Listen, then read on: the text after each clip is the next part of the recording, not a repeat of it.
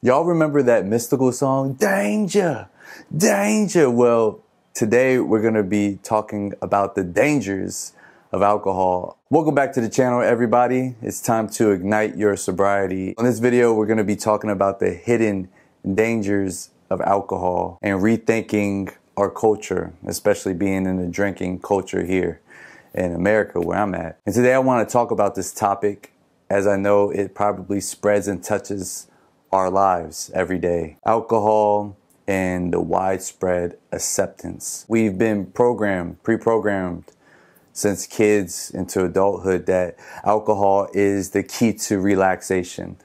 If you had a hard days at work, you have to come home, get a 6-pack of beer or wine, whatever you choose, and indulge in order to relax. We're pre-programmed already to assume that going out to have a good time and dancing involves alcohol. When you go to the club, bottle service, alcohol. When you have a Super Bowl event at your house or get together, alcohol. It's all pre-programming, and it's been accepted recently. And the reason I'm making this video, I was with a client, and they're profound company, great company. I was doing some video production work for them, and they build camaraderie around alcohol. And a lot of them are military, ex-military, and they were around the table, and they're about to indulge in alcohol. They offered me a drink. I respectfully declined, and I'm good. I didn't feel like I was messing up the mood or anything, but it's a cultural norm to take a drink with someone, to let your hair down per se, to be at ease, right? And I know most of the time it can seem harmless. We just want to have fun. I get it. It's our culture. It's the norm. I was too blinded by this for many years, 14 years of my life before I embarked on sobriety, going on over 2 years as of today. And let's really uncover the truth about this topic. Let's talk about it, right? Let's think about to a time, we all remember Blockbuster. I remember Blockbuster, renting VHS tapes, renting movies, renting video games for N64. But even back then, it was always Blockbuster ads promoting alcohol, billboard ads, the Budweiser commercials.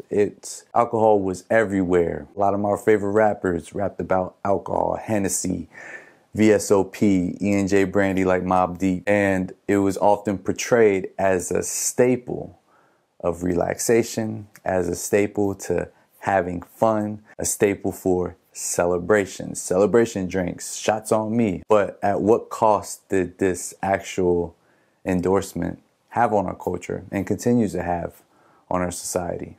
Oftentimes, what seems to be having just a good time, if you have someone like me, for example, who indulged in a party culture, very young, going to alcohol because I enjoyed the feeling. Who would have thought that years after I would develop a dependency on alcohol, that I would need alcohol to feel like I needed to function in order to live, in order to be energetic, in order to be charismatic, in order to have a good time. All these things is what I perceived as alcohol.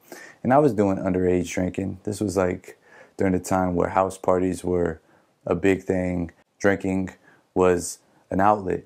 And little did I know, I wanted and craved more all the time. Now, the reality of these ideas, the reality of the cultural norm of alcohol, you could end up like someone like me who became very reliant. Did you know that in the US that alcohol is the third preventable cause of death in the United States? Whether it's alcohol causing liver malfunctions or drinking and driving. Not only that, but alcohol tends to harm our central nervous systems. It causes you to not think clearly, making stupid decisions because you're not in the right mind. You're not focused. You're not sharp. You're inebriated. You're poisoning your body. I mean, what else do you expect? And what may think is a casual drink can lead to a dependency on this drug, because that's what it is. That's what alcohol is. One of the biggest dangers that I realized this later was not even just all physical. It was my mental. It was causing me to have more anxiety. It was causing me to become depressed, to feel lonely, isolated. It was causing me to have a poor mental health. And it was keeping me in bondage for many years. However, I didn't realize that till now, as I am sober, as I've gotten sober, and as I want to remain sober. Who would have thought just having a drink, having fun with friends would lead into years and years and years of my life becoming so dependent, whether beer, whether champagne, whether cognacs, hard liquors, Hennessy in my case, even wines at some point. Who would have thought that this avalanche would have grown into a dependency where it was really keeping me in bondage? It was harming all my personal relationships. It was harming my relationships with my family. It was harming me because the ideas, it kept me in a limited belief set, but I wasn't able to progress on a pace that I knew I was destined for. I wasn't able to take action and put my focus and my love in certain things I should have had. Instead, I was being immature. And I hold myself accountable as a leader nowadays. And the more I even go on my leadership journey, that it was just keeping me lackluster. It was keeping me basic AF. Now, if you're watching this video especially, we have to change our relationship with alcohol. And I'm not gonna lie, it sucks in the beginning. It's hard. It's tough. Like, you know how they always say, oh, anything worth doing is going to be tough because it was easy, everybody would do it. Well, get this, at one point of our lives, we were all sober. We were all kids, preteens. We were all having fun.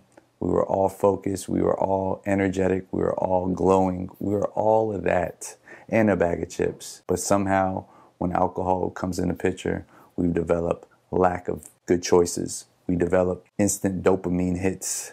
We developed just wanting to party. We developed all these different things. And if you got addicted to alcohol like I did at one point in my life, well, it just holds you back. We can have different relationships where we can go the non-alcoholic beverage route, where you can get a non-alcoholic version of a Heineken or a Stella and still feel like you're part of the boys at the barbecue. Now we can reshape our relationship with alcohol. No longer is it keeping us from being who we're intended to be, but we can be self-assured that our sober versions of ourselves is actually better for everybody. And I'm here just to share this message that it's never too late to start. I was someone who got hooked on alcohol and started drinking probably when I was 16. So about 14 years of my life until I quit.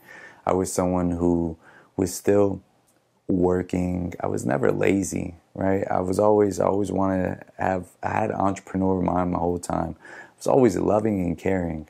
However, alcohol shined a light on some of my negative attributes too. I developed being narcissistic, being egotistical. I've already got a mouth where sometimes you don't know what's going to come out of my mouth. It's more controlled nowadays, more intentful, but at that time I was very harsh with my words, very quick to say something.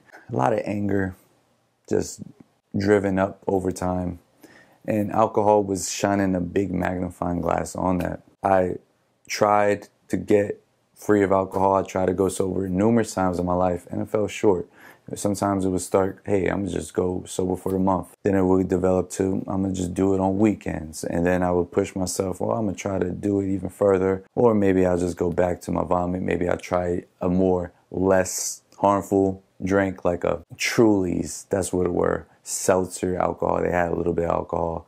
It wasn't as bad as a beer, or it wasn't as bad as Hennessy, right? So I was dibbling and dabbling until I made the decision for myself. I was convicted. God showed me the light. Like, come on now. He gave me a chance, an opportunity to keep going. And that was April 17th of 2022, where I put my foot down and I was like, you know what? I'm going to accomplish this goal. And this is where I'm at now. I know a lot of people in my comments, you guys are on different ages, some in your 40s, some in your 50s, some younger than me. But it's all about the self-realization of having that talk with self that you know this is going to be beneficial for you and the people around you. We're all called for a purpose. I can guarantee you None of us are called to be an alcoholic. None of us are called to be addicted to alcohol. None of us are called for any of this. That's absurd. I've had to reflect on a lot of these things because they personally happened to me. I was making a lot of bad decisions. I've almost lost my life a few times. Risky situations, drinking and driving, being out at the bar where I wasn't supposed to go. What am I doing at 2 or 3 o'clock in the morning? And especially as I started to have children and kids, I have to lead. What do I look like going to the bar at night? And I got little ones looking after me. I got to be sharp. I got to show the example. I got boys I'm molding. I would say if you're watching this video and you're considering on quitting drinking or sober curious and you don't know where to start, first things first, assess why you want to stop drinking. Assess your relationship with alcohol. Write down what you enjoy. Write down how long you've been drinking. And you'll be surprised. Like, oh, I only drink when I go out. I only drink when I'm networking or at my job. Assess those feelings you associate with it. And set some goals of what you really want to accomplish. And start to highlight those goals and just realizing goals always take what? They take time to get to, and they take a lot of focus and a lot of energy. Start to assess the fact of you eliminating something that's taking away your time, money, that's taking away your focus, that's taking away your spirit. That's why they call spirits, because downing your spirit. And most importantly, start to envision who you will be once you do go sober. And start acting as if you're already that person right now. And if you're not, I get it. Act as if you were for a day. I challenge you guys to do that. And of course, if you want to hear more tips and more stories and more ways, hopefully this channel can help you, as this channel is filled with tons of video to ignite your sobriety as I share my journey, as I continue to be sober, and the reflections I have from being at one point addicted to alcohol to completely not even craving it one bit nowadays. Ignite your sobriety.